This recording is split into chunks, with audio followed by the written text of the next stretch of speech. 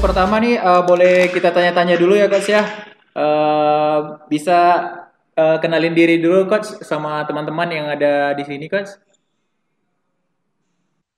Halo semuanya, saya Lucky Richard Pinontoan, sekarang head coach-nya West Bandits.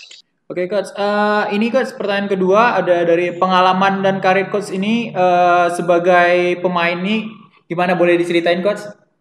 Pemain dulu sempat main di Kobatama, pertama kali Liga Pro ya, Liga Pro pertama kali itu namanya kan Kobatama.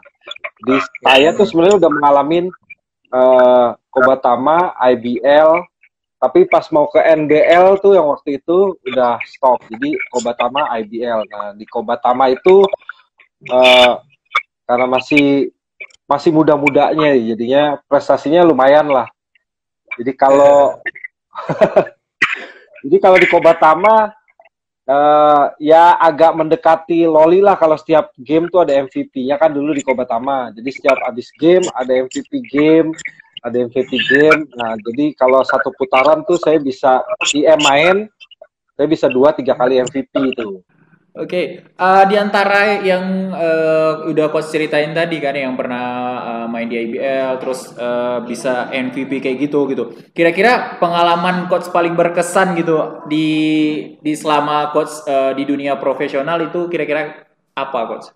Paling berkesan sih waktu kita juara lokal ya, juara waktu itu udah ada Kobatama kan ada pemain asingnya, jadi ada putaran lokalnya di Surabaya, kita itu juara IM.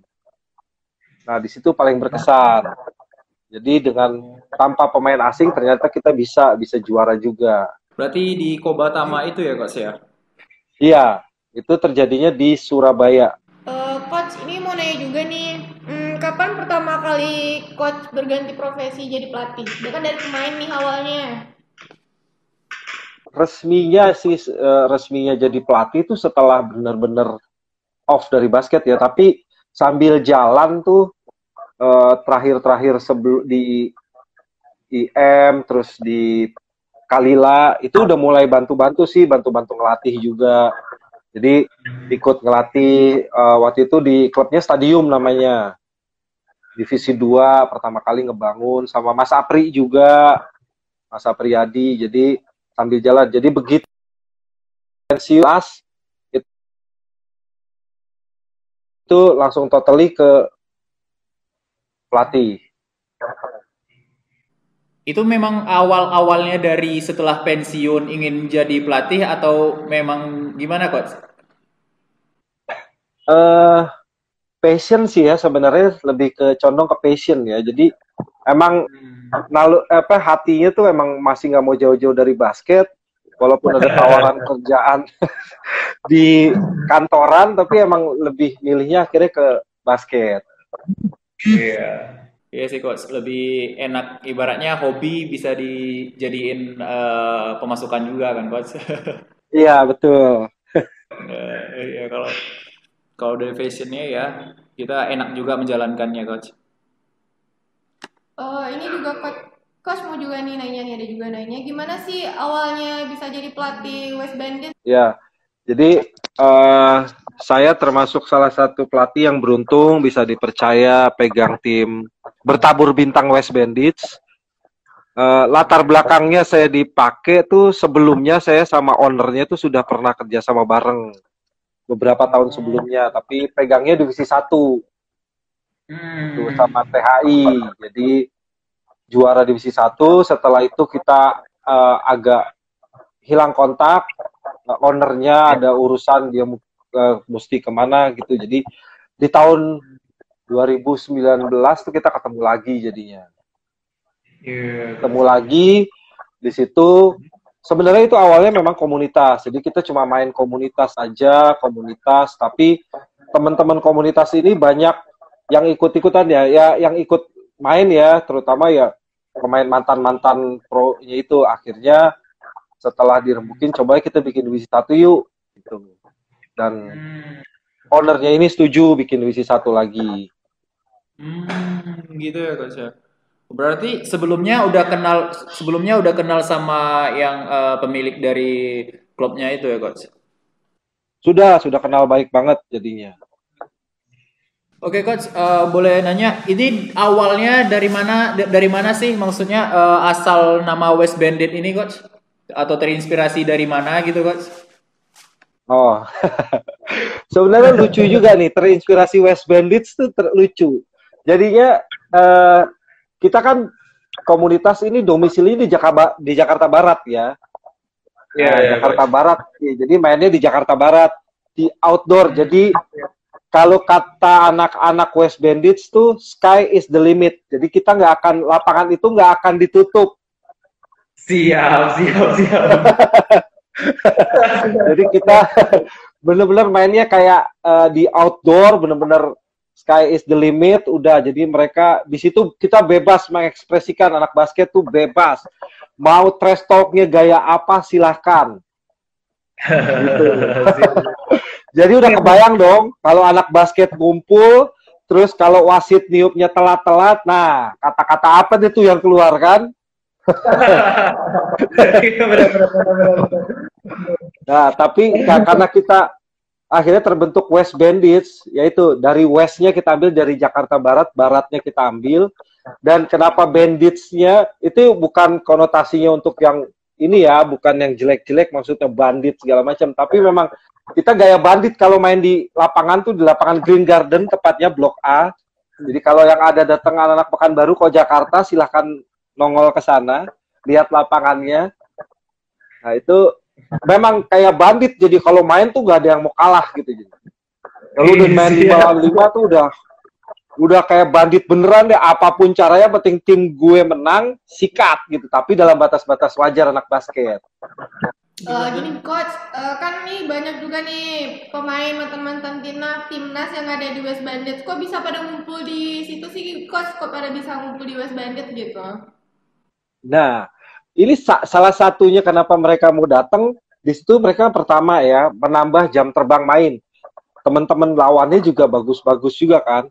Kedua, jadi mereka tuh berani main. Akhirnya body contact segala macam. Nah, pemain-pemain mantan-mantan ini terutama sama yang masih aktif di IBL, mereka jadi tetap terbiasa sama situasi game.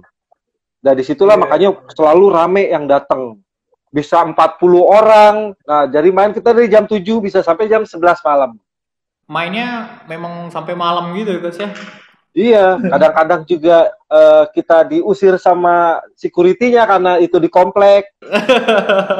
Iya, Coach. Memang kalau udah basket tuh kayaknya semua beban-beban yang ada di hidup ini hilang gitu, Coach. Betul, main 4 jam, semua beban hilang. Oh, benar sekali, Coach. Saya juga ngerasain itu kalau lagi ke basket.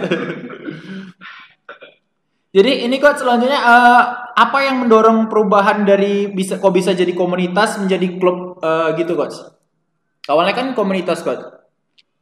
Ya, pertama kita komunitas. Kedua, kenapa kita mau akhirnya ke divisi 1?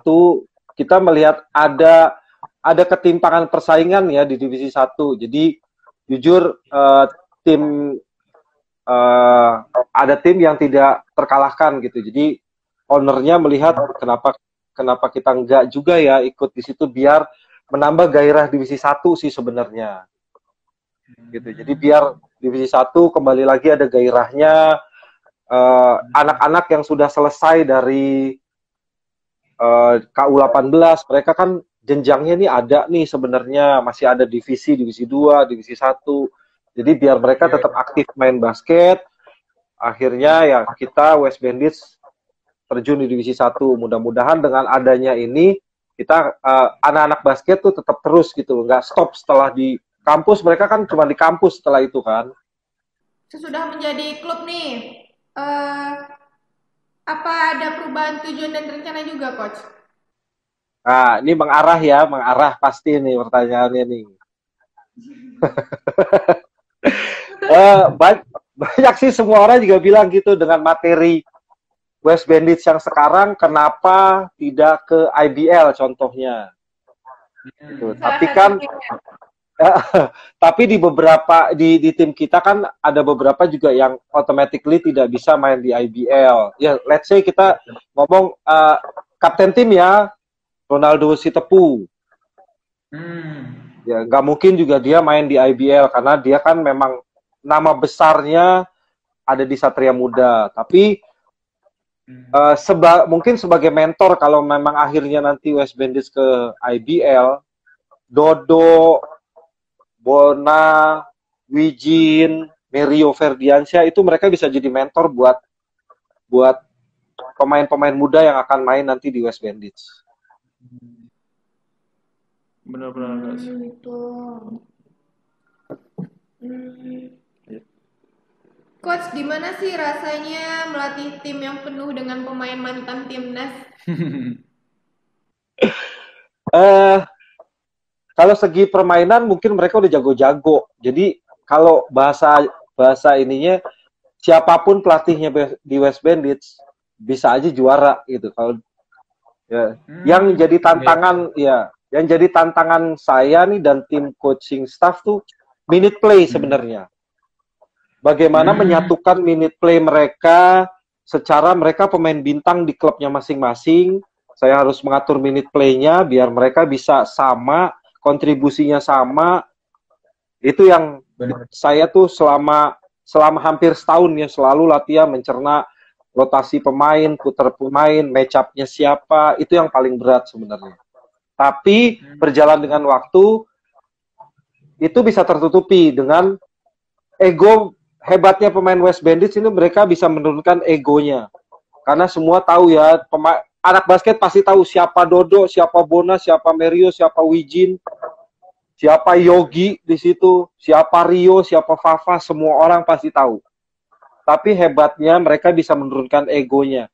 Kapan mereka harus step up? Kalau mereka juga lagi off, mereka tahu. Mereka tahu. Kalau lagi diganti, mereka tahu. Mereka respect sama yang lain. Oke, support. Mereka duduk, mereka support yang di dalam. Mereka di dalam, mereka tunjukin bahwa mereka bisa main lebih bagus, bisa nutupin teman yang lain gitu. Benar coach. Ini coach, kan tadi coach bilang masalahnya siapapun yang melatih West Bandit bakal bisa jadi juara gitu coach. Nah ini mau nanya nih coach, gimana cara sistem perekrutannya di West Bandit sih coach?